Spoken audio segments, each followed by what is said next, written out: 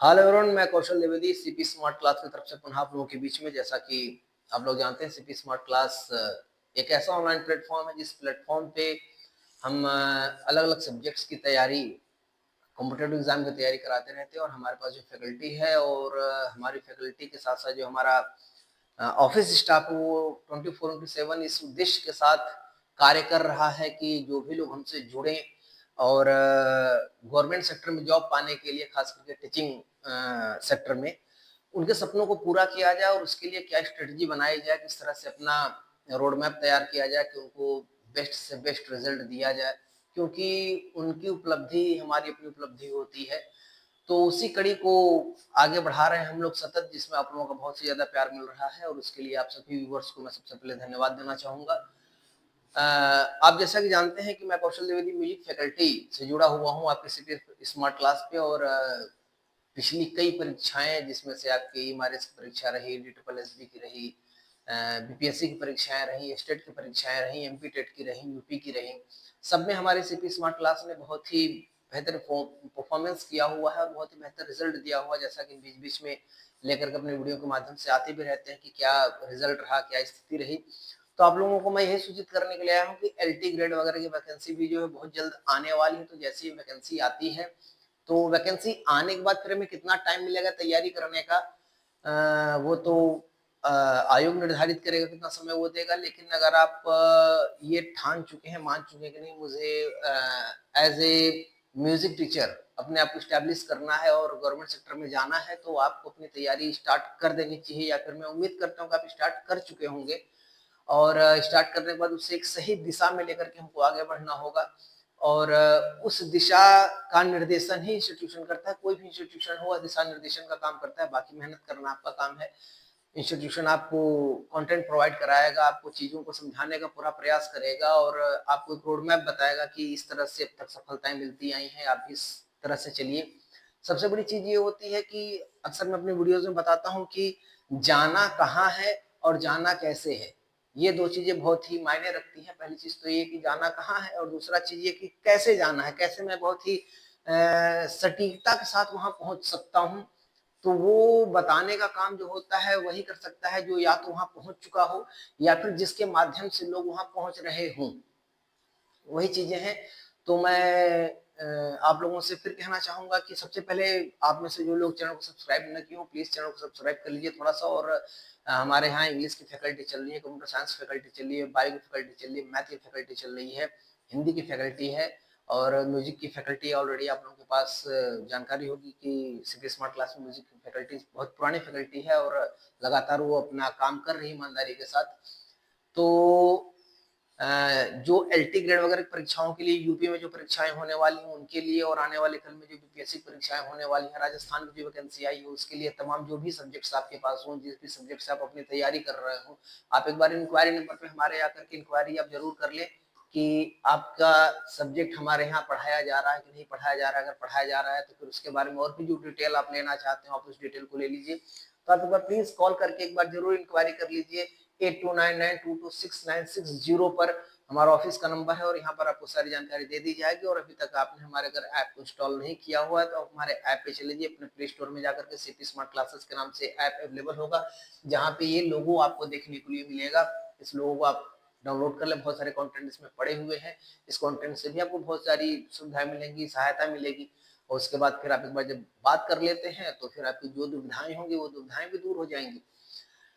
तो जब आप लोगों के बीच में मैं आया ही हूँ तो मैं सोच रहा हूँ छोटा सा एक एमसीक्यू का टेस्ट ले लिया जाए, फिर कुछ चीजें आपको बता दी जाए, जैसे क्वेश्चंस पिछले के एग्जामों में पूछे हुए। देखिए एग्जाम में होता क्या है कि अगर मान लीजिए 100 क्वेश्चन पूछ रहा है तो 100 क्वेश्चन में सारे क्वेश्चन बहुत हार्ड नहीं होते। कुछ क्वेश्चन ऐसे होते हैं जो कि प्राइमरी बेसिस पे होते हैं, और प्राइमरी बेसिस की जानकारी लगभग उस विधा से तैयारी करने वाले हर बच्चे के पास अच्छी तरह से होती है। जो क्या कहते हैं कि थोड़े कठिन क्वेश्चन होते हैं उनकी संख्या कम होती है कंपेयर टू इजी क्वेश्चन की। और इजी क्वेश्चन को देते देते फिर अपने लेवल को बढ़ाता है और फिर वहां से पता चलता है कि नहीं कौन बच्चा ज्यादा तैयार, कौन बच्चा कम तैयार, उसी के हिसाब से फिर मेरिट बनती है, काम आगे की ओर बढ़ता है। तो एक छोटा सा टेस्ट लेने का प्रयास हम करते हैं, और मेरे हिसाब से टेस्ट तो बहुत ईजी है वो, और आप लोग बहुत ही खुशी खुशी उसको सॉल्व कर देंगे और सोचेंगे कि अरे यार अगर ऐसा टेस्ट मिल जाए या फिर ऐसे ही क्वेश्चन अगर सारे के सारे आ जाए तो फिर क्या बात है, नैया पार हो जाएगी। लेकिन उसमें कुछ कठिन क्वेश्चन भी होते हैं और उन क्वेश्चंस की तैयारी हम लोग क्या कराते हैं अपने क्लास में, अपने ऐप पे जब हम पेड क्लास चलाते हैं तो उसमें कराते रहते हैं। तो चलिए आज देखते हैं। और सबसे पहले मैं चाहूंगा कि मैं आपको टाइमर के माध्यम से टाइम लिमिट दे दूं ताकि वो अपने क्वेश्चन को इजी गोइंग सॉल्व कर सकें एक सही समय पर। तो चलिए पहला क्वेश्चन है कि 3 ताल में कितनी मात्राएं होती हैं, बताइए। सबसे इजी क्वेश्चन, 3 ताल में कुल कितनी मात्राएं होती हैं। आपको मैं 30 सेकंड का समय दे रहा हूं। समय आपका स्टार्ट हो गया है। 3 ताल में कितनी मात्राएं होती हैं। 8, 9, 10, 11, 12। काउंटिंग आप ना देखिए, काउंटिंग मैं देख रहा हूं। आप लोग जवाब दीजिए और कमेंट के माध्यम से अपना जवाब दे दीजिए, ठीक है।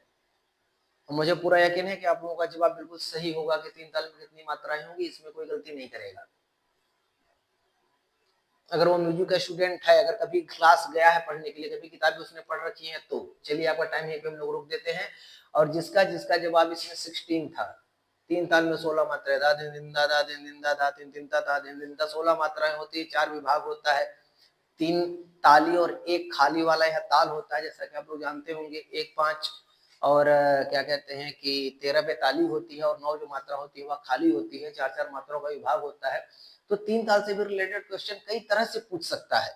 जैसे कोई जरूरी नहीं कि बस इसी तरह का क्वेश्चन पूछेगा 3 ताल से। 3 ताल तमाम क्वेश्चन पूछ सकता है। आपसे क्वेश्चन पूछ सकता है कि 3 ताल में खाली कौन सी मात्रा पे होती है, तो आपको पता होना चाहिए 9वीं मात्रा पे खाली होती है। पूछ सकता है कि 3 ताल में दूसरी ताली कौन सी मात्रा पे लगता है, आपको पता होना चाहिए कि ये 5वीं मात्रा पे लगता है। तो इस तरह से क्वेश्चन पूछे जाते हैं आप लोगों से। और जब आप कॉम्पिटेटिव की तैयारी कर रहे हैं तो आवश्यक है कि आप किसी भी विषय वस्तु को बहुत ही गहराई से जाने समझें। और जब प्रश्न आपके सम्मुख आए तो आप प्रश्नों को पूरी तरह समझने के बाद उसका उत्तर दें, ठीक है। अगला क्वेश्चन आप लोगों के लिए आता है। चलिए, ये भी एक अच्छा क्वेश्चन है, नो डाउट। कहरवा ताल में कितनी मात्राएं होती हैं, लो भैया अब कहरवा ताल में बताई दो। फिर से वही समय। कहरवा ताल आप लोग जानते हैं बहुत चर्चित ताल है और इस ताल पे लोक गायन वगैरह का जो काम होता है बहुत ही ज्यादा होता है। क्लासिकल काम तो थोड़ा कम होता है, लेकिन लोक गायन वगैरह का जो कार्य होता है वह कहरवा ताल में बहुत ज्यादा होता है। तो कहरवा ताल कितनी मात्रा की ताल होती है, इसका जवाब आप लोग दें। पूरा विश्वास है इसका भी आप लोग बिल्कुल सही जवाब देंगे। टाइम आपका चल रहा है और अब आपका समय होता है समाप्त। चलिए ठीक है, अब हम लोग आते हैं और जिसका जिसका जवाब है B8, दागिना 3 दिन 8 मात्रा की ताल होती है कहरवा। जिसका इसका जवाब कहरवा आया हुआ है उनका जवाब बिल्कुल सही है। तो चलिए अब हम लोग बढ़ते हैं अपने अगले क्वेश्चन की तरफ। तीसरा क्वेश्चन देखते हैं भाई कौन सा आया हुआ है। ले बहुत अच्छा है, तो पूरा बेसिक का फंडामेंटल बहुत अच्छा। बेसिक के आपके सारे के सारे क्वेश्चन है। अगला क्वेश्चन है झपताल में कितनी मात्राएं होती हैं, झपताल में बताइए। टाइम में स्टार्ट कर दिया हूं। आपके पास 30 सेकंड का फिर से मैं समय देता हूं। आप 30 सेकंड में इसका जवाब दीजिए कि झपताल में कितनी मात्राएं होती हैं। मुझे पूरा विश्वास है कि ये सारे क्वेश्चन आप लोग बिल्कुल सही जवाब दे रहे होंगे, इसका नो डाउट, इसमें कोई इफ बट नहीं है। और एक बात और बताना चाहता हूँ, कभी कभी कुछ जो बच्चे होते हैं खास करके जो डांस विधा से होते हैं, नृत्य वाली विधा से होते हैं, तो वो लोग बार बार ये अपने दिमाग में वहम बैठाए रहते हैं कि मुझसे जो भी क्वेश्चन पूछा जाएगा वो डांस का ही क्वेश्चन पूछा जाएगा। ऐसा होता नहीं है। आप डांस विधा से हैं तो भी आपको जो बेसिक फंडामेंटल ताल तो पूरी तरह, भाई डांस बिना ताल के तो होना नहीं है। तो ताल से रिलेटेड जितने भी क्वेश्चन हैं वह आपके डांस वालों के लिए उतने ही ज्यादा इंपॉर्टेंट है।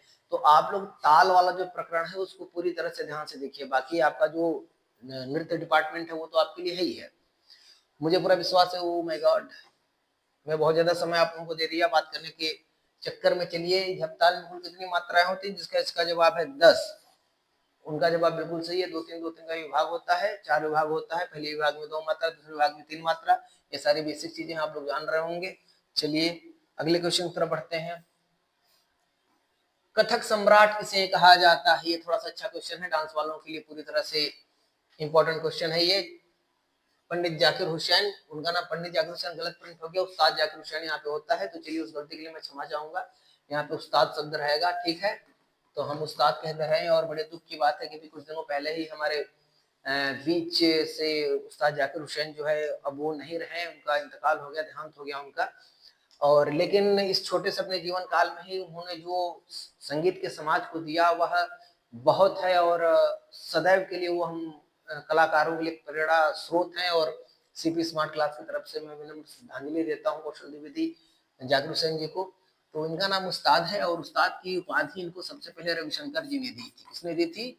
रविशंकर, क्योंकि इनके जो पिताजी थे अल्लाह रखा खां साहब, वो रविशंकर जी के बिल्कुल पेटेंट तबला वादक थे, हर समय उनके साथ रहा करते थे। लंबी कहानी है, कभी बताऊंगा। दूसरा ऑप्शन पंडित भीमसेन जोशी, तीसरा ऑप्शन पंडित बिरजू महाराज और चौथे ऑप्शन पंडित रविशंकर। इसमें से आप, मुझे तो उम्मीद है कि लगभग आप लोग बता देंगे कि कथक सम्राट की उपाधि किसको दी गई या फिर कथक सम्राट किसको कहा जाता है। तो इन चार नामों में से आपके पास, मैं समय पहले ही दे दिया था, लेकिन थोड़ा सा चलिए 10-15 सेकंड आपको और दे देता हूं मैं। उसके बाद आप लोग इसका जवाब कमेंट के माध्यम से हमको बताएं कि आप लोगों के हिसाब से कौन होना चाहिए।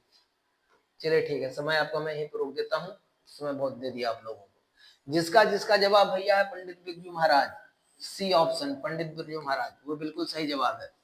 पंडित बिरजू महाराज जिनका संबंध लखनऊ घराने से है, उनको कथक सम्राट की उपाधि से नवाजा गया, या फिर आप ये समझ लीजिए उनको कथक सम्राट कहा गया। ठीक है, चलिए आपका अगला क्वेश्चन आता है।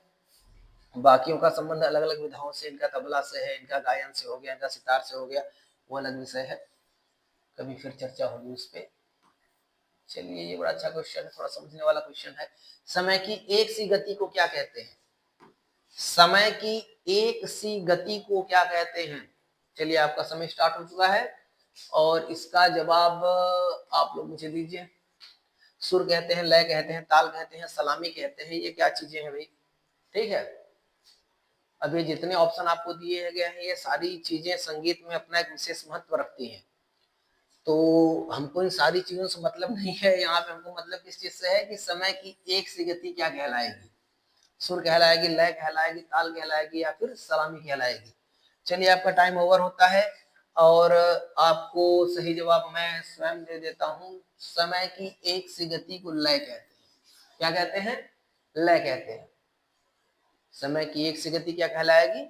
लय कहलाएगी। लय को संगीत का प्राण भी कहते हैं। आप लोगों ने कहीं पढ़ा होगा, नहीं पढ़ा होगा तो आप सुन लीजिए। ताल या ठेके की पहली मात्रा को क्या कहते हैं? क्वेश्चन कई बार पूछा हुआ है। ठीक है, ताल या ठेके की पहली मात्रा को क्या कहते हैं? आपका टाइम स्टार्ट कर दे रहा हूं। टाइम आपका स्टार्ट हो गया है और आप लोग बहुत जल्द इसका जवाब हमको दे दीजिए कि ताल या ठेके की पहली मात्रा को क्या कहा जाता है? लय कहा जाता है, ताल कहा जाता है, सम कहा जाता है, ठेका कहा जाता है। जो पहला ठेका होता है उसको क्या कहते हैं? ताल के पहले ठेके को क्या कहते हैं? चलिए आपका समय लगभग समाप्त हो गया है और आप में से जिन जिन लोगों का जवाब है सम, उनका जवाब बिल्कुल सही है। ताल का जो पहला ठेका होता है उसको सम कहा जाता है, क्योंकि लगभग सभी ताल जो है वो सम से प्रारंभ होते हैं। रूपक है, उसमें एक्सेप्शन है, तो एक्सेप्शन में भी दो भाग है। एक भाग कहता है कि नहीं भैया सम से स्टार्ट होता है, एक भाग होता है वो कहता है खाली से स्टार्ट होता है। अगर कभी फिर हम लोग रूपक पे चर्चा करेंगे तो उसके विषय में चर्चा आपसे करूंगा मैं। बहरहाल के लिए अब के लिए सम जो है वह सही जवाब है। अगला क्वेश्चन, पंडित बिरजू महाराज किस घराने के नर्तक थे? मुझे पता होता है क्वेश्चन होता है, ये क्वेश्चन है मेरे पास, तो मैं अभी कुछ देर पहले आप लोगों को बिरजू महाराज के बारे में बताया था, वो चीजें नहीं बताया होता। खैर तो बता ही दिया हूं। तो सीपी स्मार्ट क्लास में ऐसा ही होता है कि अक्सर हम लोग बातें जो है वो इतनी बता देते हैं कि एक ही बात से दो चार क्वेश्चन सॉल्व हो जाए। ठीक है तो आप लोग क्या करिए, मुझे पूरा यकीन है कि आप लोग इसका जवाब बिल्कुल सही दिए होंगे। फिर भी वादे के मुताबिक मैं आपको टाइमिंग दे रहा हूँ कि पंडित बिरजू महाराज किस घराने के नर्तक हैं? बनारस घराना, जयपुर घराना, लखनऊ घराना, दिल्ली घराना? बताइए भैया। बनारस का भी अपना घराना है, जयपुर का भी अपना घराना है, लखनऊ का भी घराना है, दिल्ली का भी घराना है। तो उसमें से किस घराने के सदस्य रहे आपके बिरजू महाराज? चलिए टाइम लगभग आप लोगों का हो गया है और आपको मैं ही जवाब दे देता हूँ। पहली बात, दिल्ली घराना नृत्य के लिए उतना नहीं जाना जाता है। ये 3 नृत्य के घराने माने जाते हैं, इसमें से लखनऊ घराना जो है बिल्कुल सही जवाब है। बिरजू महाराज का संबंध किस घराने से रहा? लखनऊ घराने से रहा। ठीक है, चलिए एक क्वेश्चन आपको और करा देता हूं मैं और वो क्वेश्चन देखते हैं कौन सा आता है।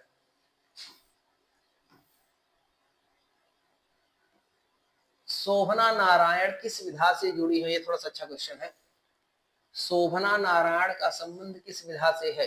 तबला से है, गिटार से है, शहनाई से, कथक से है? शोभना नारायण, शोभना नारायण का संबंध किस विधा से है? चलिए, तो मैं टाइमर हटा दिया, कोई बात नहीं, थोड़ा समय आपको दे देता हूं मैं। शोभना नारायण का संबंध किस विधा से है? तबला से है, गिटार से है, शहनाई से, या कथक नृत्य से है? कभी कभी कुछ क्वेश्चन ऐसे आते हैं कि आदमी देखता है क्वेश्चन के बारे में, नहीं भी जानता है तो गेस कर लेता है, एक अंदाजा लगाता है कि यार नहीं यार यही चीज वो होगा, ठीक है, और वो अंदाजा कभी कभी सही भी होता है। तो जो लोग अंदाजे के माध्यम से ही ऑप्शन नंबर डी को लगाए हैं उनका जवाब सही है, कथक नृत्य से शोभना नारायण का संबंध है भैया। चलिए, अभी आप लोगों के लिए मैं लास्ट क्वेश्चन पूछ रहा हूं, लास्ट क्वेश्चन। चलिए, ये अच्छा क्वेश्चन आया, चलिए देख लेते हैं। धा धीना धा डैश डैश, ठीक है। अब ये बताइए आप कि उस डैश डैश में क्या भरेंगे? फिलिंग द ब्लैंक्स टाइप का क्वेश्चन है, जैसा हम लोग थर्ड फोर्थ क्लास में जब पढ़ा करते थे तो इंग्लिश वाला आया करता था कि पता चला कि मैंगो में आ गया एम ए, अब यहाँ पे डैश ओ फिर डैश, तो होता था क्या भरना है, तो बड़ा हम लोग परेशान रहते थे क्या भरना, पूरा पूरा वर्ड मीनिंग याद करना होता था, तो बाद में पता चलता था कि MANGO ये मैंगो रहेगा। वैसी स्थिति यहाँ पे आई हुई है कि धा धा धीना और धा के बाद क्या रहेगा? देखिए मैं आपको ऑप्शन भी दे दिया, बस 2 ऑप्शन दिया हूँ, यहाँ पे 4 दे दिया है बाय मिस्टेक, लेकिन यहाँ पे 2 स्पेस ही रहेगा। इस 2 स्पेस में क्या भरेंगे? तूना, नक, धीना, धाधी, क्या भरेंगे? चलिए, आप में से जिसने जिसने इसमें तूना भरा है ऑप्शन नंबर 1 उनका जवाब बिल्कुल सही है, क्योंकि हम जैसे भरते हैं धा धीना धा तूना वैसे ही दादरा का ताल कंप्लीट हो जाता है। दादरा 6 मात्रा, ठीक है, 6 मात्रा का ताल है दादरा, और दादरा अपने आप को कंप्लीट कर लेता है, और बहुत ही चंचल प्रवृत्ति का ताल है ये, बहुत ही मिजाजी ताल है, और अक्सर इसका प्रयोग आप लोक धुनों में देखते होंगे, फिल्मी गानों में देखते होंगे, गजलों में देखते होंगे, बहुत ही बहुतायत में प्रयोग होता है। और दादरा स्वयं एक गायन शैली भी है, उस गायन शैली में भी दादरा वादन का प्रयोग होता है। और इस छोटे से वीडियो के माध्यम से मैं आपको फिर से ही बताना चाहता हूँ कि अगर आपको तैयारी करना है तो समय बिल्कुल ना गंवाएं। अगर म्यूजिक फैकल्टी से आप हैं तो म्यूजिक फैकल्टी के लिए आप मुझ पे यकीन रखें, सीपी स्मार्ट क्लास आपके लिए सबसे बेस्ट चॉइस है। आप सीपी स्मार्ट क्लास पे आएं और आने के बाद अपने सब्जेक्ट की तैयारी करें। ईश्वर ने चाहा, हमारी आपकी मेहनत अगर सफल रही तो आप जरूर ज्वाइनिंग लेंगे, और आपकी ज्वाइनिंग ही मेरी जीत है, और आपकी ज्वाइनिंग इंस्टीट्यूशन के लिए गर्व की विषय, एक गर्व की बात है। और समय न गवाते हुए समय की महत्ता को आप समझें, और इस 9 वर्ष के पावन बेला पे आप लोगों को मैं ढेर सारी शुभकामनाएं देता हूं, क्योंकि 2025 चल रहा है, ये 2025 आप लोगों के लिए बिल्कुल सुखद हो। इसी बात के साथ धन्यवाद and thank you so much.